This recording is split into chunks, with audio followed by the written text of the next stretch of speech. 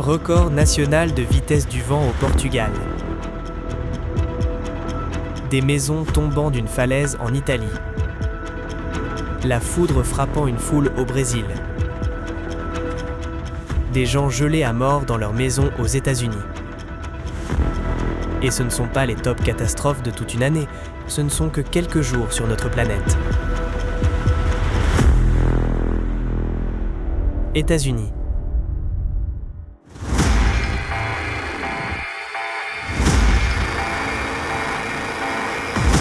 Fin janvier, une violente tempête hivernale, Fern, a balayé les États-Unis. Un gigantesque système de plus de 3200 km a touché 34 États, du Nouveau-Mexique au Maine. Environ 230 millions de personnes ont été affectées par cette tempête. De fortes chutes de neige ont recouvert les régions du nord-est du pays et la vallée de la rivière Ohio. Dans au moins 17 États, l'épaisseur de neige accumulée atteignait 30 cm et plus. Des records ont été enregistrés au Nouveau-Mexique, où plus de 78 cm de neige humide sont tombés près du lac Bonito, ainsi qu'à l'ouest de la Pennsylvanie, où le manteau neigeux dépassa 50 cm. Des conditions extrêmement dangereuses se sont également installées dans les États du Sud, où les habitants sont plus habitués aux ouragans qu'aux tempêtes hivernales. Ces régions n'étaient absolument pas préparées à un tel coup de la nature, il n'y avait pas de matériel de déneigement et les gens manquaient de vêtements chauds. La neige humide et la pluie verglaçante ont recouvert les routes, les arbres et les lignes électriques d'une couche de glace allant jusqu'à 2,5 cm. Sous son poids, les câbles se sont rompus, des branches et des poteaux électriques tombaient directement sur la chaussée.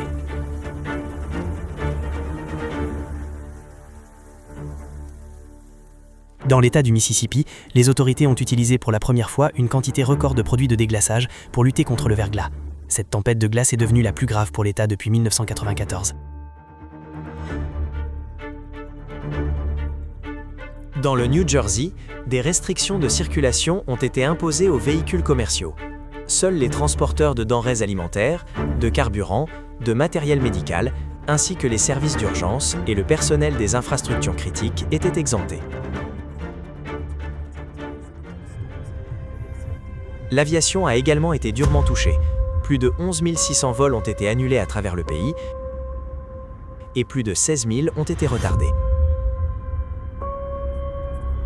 À l'aéroport de Bangor, dans le Maine, un avion privé transportant 8 passagers s'est écrasé au décollage. Au moins 21 États ont déclaré l'état d'urgence. Les conséquences de la tempête ont été catastrophiques. Au plus fort de la tempête, plus d'1 million de consommateurs à travers le pays se sont retrouvés sans électricité. Dans certaines villes, les gens ont été privés simultanément d'électricité, d'eau potable et de chauffage. Et à ce moment-là, un froid extrême a frappé la majeure partie des États-Unis, descendant jusqu'au Texas et au cours inférieur du Mississippi. La température ressentie avec le vent chutait jusqu'à moins 34 degrés Celsius, et les températures réelles étaient parfois inférieures de 22 degrés Celsius à la norme climatique. Les témoins ont décrit ces jours comme une épreuve d'endurance. Les habitants des villes de Memphis et Nashville racontaient qu'ils dormaient dans une seule pièce, avec bonnet et veste, économisaient la batterie des téléphones et faisaient tourner la voiture seulement quelques minutes pour se réchauffer. Au Mississippi, des centaines de personnes ont passé la nuit dans des voitures bloquées sur l'autoroute gelée en attendant le dégagement des routes. Plus de 100 personnes sont mortes à cause de la tempête dans le pays. Beaucoup ont succombé à l'hypothermie, y compris à l'intérieur de leur propre maison, où la température descendait presque au niveau de celle de la rue. L'un des épisodes les plus tragiques s'est produit au Texas, où 3 petits frères sont passés à travers la glace d'un étang gelé. Des dizaines d'enfants et d'adultes ont été hospitalisés pour intoxication au monoxyde de carbone. Les gens tentaient de se chauffer en utilisant des générateurs et des chauffages de manière dangereuse. La tempête a causé des dommages économiques colossaux, estimés jusqu'à 115 milliards de dollars, ce qui en fait l'événement météorologique le plus coûteux depuis les incendies de forêt dans la région de Los Angeles en janvier 2025.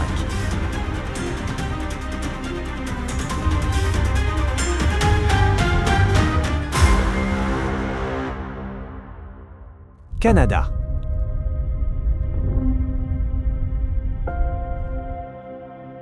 Au Canada, Cette tempête hivernale a apporté des chutes de neige anormales et des températures extrêmement basses, provoquant un chaos dans les transports, des coupures d'électricité et la fermeture des écoles et universités. Le 25 janvier, 46 cm de neige sont tombés à l'aéroport international Pearson de Toronto, établissant un record journalier. En conséquence, plus de 600 vols ont été annulés ou retardés. La quantité totale de neige tombée dans la ville au cours du mois est devenue la plus élevée jamais enregistrée depuis le début des observations. Habituellement, un redout suit une forte chute de neige, mais cette fois, la température est restée extrêmement basse, aggravant les conséquences. La Croix-Rouge canadienne a ouvert un refuge temporaire en banlieue de Montréal, après que des milliers d'habitants se soient retrouvés sans électricité pendant les fortes vagues de froid. Dans la province de la Saskatchewan, le froid avec le facteur vent était ressenti jusqu'à -49°C par endroit. Sur l'île de Terre-Neuve, de la glace en grains, un mélange de cristaux de glace et d'eau, a obstrué la prise d'eau de la plus grande centrale hydroélectrique de la région, entraînant son arrêt complet pour la première fois depuis 1967. Pour le dégager, des plongeurs ont été mobilisés. Malgré l'eau glaciale, ils ont utilisé des compresseurs d'air pour enlever la glace.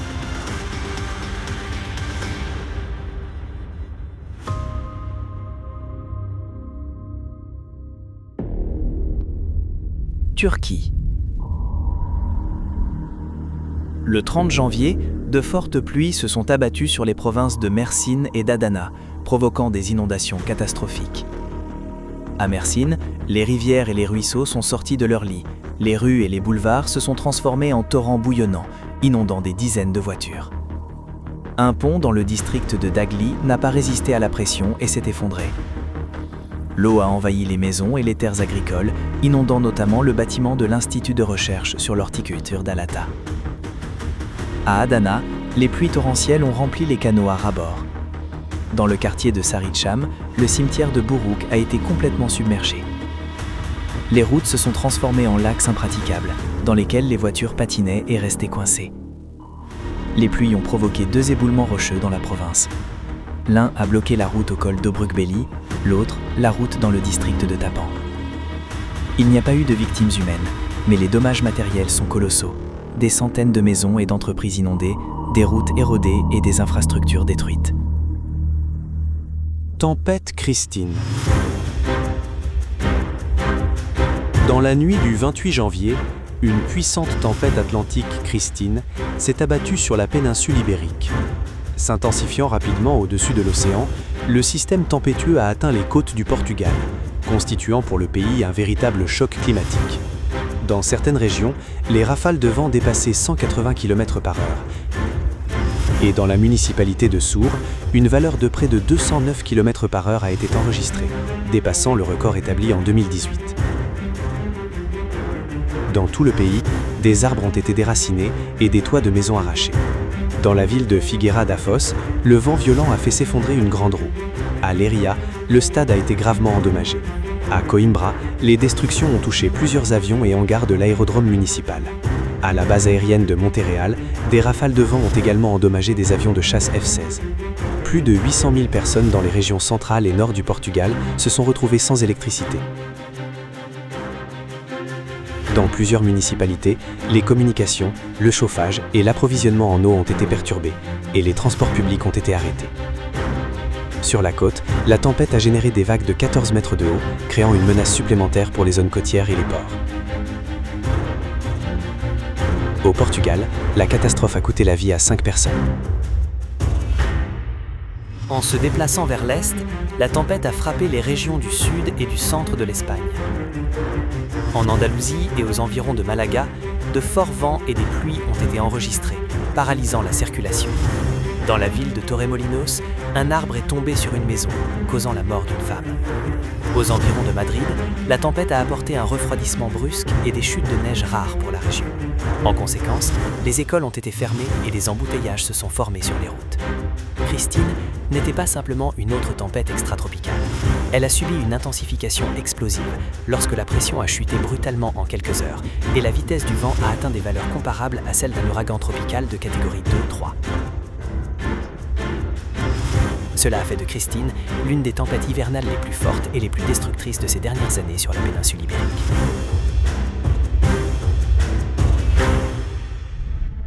Brésil. Le 25 janvier, dans la capitale du pays, la ville de Brasilia, pendant la tempête, la foudre a frappé directement une foule de personnes rassemblées pour un meeting politique. Au total, 89 personnes ont été blessées, dont 47 ont été transportées dans les hôpitaux de la région. Les autres ont reçu des soins sur place. Les témoins racontent qu'immédiatement après la décharge, plusieurs personnes ont perdu connaissance. Même ceux qui n'ont pas subi de blessures physiques avaient besoin d'aide médicale en raison d'un fort choc et d'une tension nerveuse. Un tel nombre de victimes d'un coup de foudre est devenu le plus élevé de toute l'histoire du pays. Malgré le fait qu'au Brésil, on enregistre le plus grand nombre de décharges orageuses au monde, près de 80 millions de coups de foudre au sol par an. Un autre cas tragique s'est produit le 29 janvier, dans la municipalité de Tramandaí, sur la côte nord de l'état du Rio Grande do Sul. La foudre a frappé un jeune homme qui se reposait sur la plage. Malgré tous les efforts des médecins, il n'a pas pu être sauvé. Il est décédé à l'hôpital. Algérie. Fin janvier, une grande partie de l'Algérie, y compris la capitale, a été sous l'emprise d'une tempête destructrice. La vitesse du vent atteignait par endroits 120 km/h, ce qui correspond à une force ouragan. De tels indicateurs sont considérés comme extrêmement rares pour l'Algérie, où la vitesse du vent dépasse rarement 90 km/h.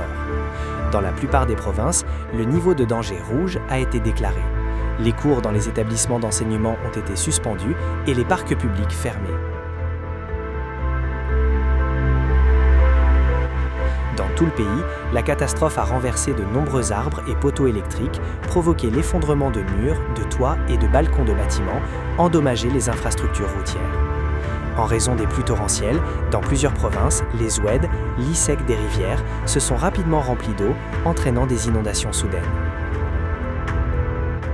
Dans la province de Gardaya, du bétail a péri et dans plusieurs communes, des personnes et des voitures se sont retrouvées piégées dans l'eau. Heureusement, il n'y a pas eu de victimes humaines. Maroc.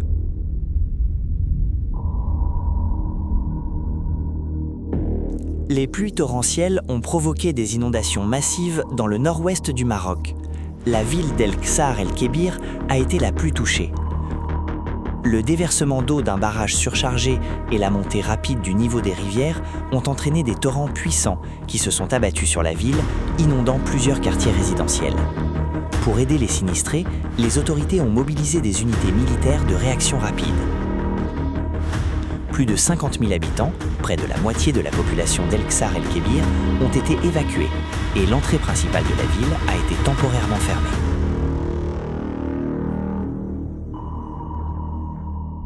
Italie.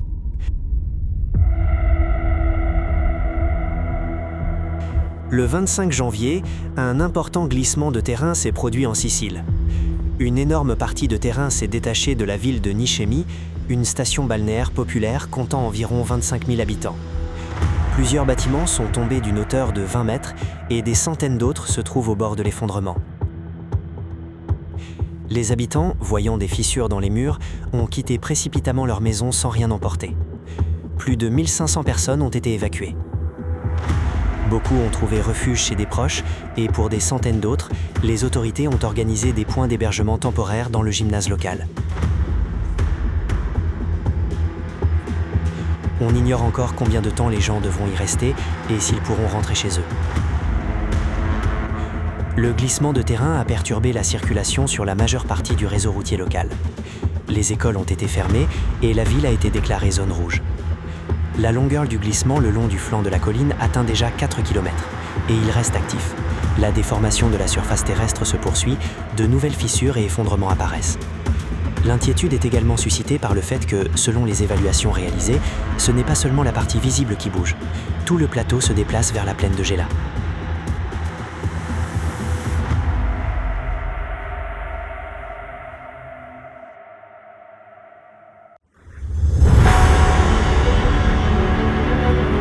Le facteur clé de l'apparition de ces anomalies est le micro et le nanoplastique. Il ne s'agit pas seulement d'un problème de pollution environnementale, mais d'un phénomène lié aux propriétés de type électré des particules de plastique, grâce auxquelles elles ne font pas qu'amplifier les cataclysmes climatiques, mais détruisent aussi l'organisme humain. Vous pouvez en savoir plus en détail dans les précédents numéros et dans le rapport Nanoplastique dans la biosphère, de l'impact moléculaire à la crise planétaire. La solution fondamentale au problème consiste à rendre le micro et le nanoplastique sans danger, à le transformer d'un agent actif et dangereux en une poussière inerte, c'est-à-dire à priver les particules de plastique de leur capacité à accumuler et à retenir une charge électrostatique. Et ce processus doit commencer non pas dans des années, mais dès maintenant. Il est important de souligner ici, dans cette question, l'équipe scientifique ALLATRA a déjà accompli l'une des tâches clés de toute recherche. La cause première a été établie. La solution définitive n'a pas encore été trouvée, mais l'identification de la cause en soi permet d'économiser à la communauté scientifique mondiale des décennies de travail et des ressources colossales. Si l'on parvient à priver le micro et le nanoplastique de sa charge électrostatique, les mécanismes naturels d'autoréparation se mettront en route. Nous ne ferons pas que réduire son impact destructeur sur la santé humaine, mais nous pourrons également éliminer l'excès d'énergie qui s'accumule aujourd'hui, amplifiant la crise géodynamique et les cataclysmes naturels. L'échange thermique dans l'océan et l'atmosphère commencera à revenir à l'équilibre, et l'excès de chaleur provenant des profondeurs de la Terre pourra à nouveau s'échapper dans l'espace. L'ampleur de la tâche est immense. Pour cela, il faut des recherches complexes, un équipement coûteux et des milliers d'expériences à travers toute la planète. Mais tout ce qui est nécessaire existe déjà. Il y a des laboratoires, des spécialistes et des infrastructures. Il ne manque que les conditions pour un travail conjoint et coordonné. De plus, l'humanité possède déjà une expérience positive de coopération internationale des scientifiques autour d'une tâche unique, par exemple dans le projet Génome humain.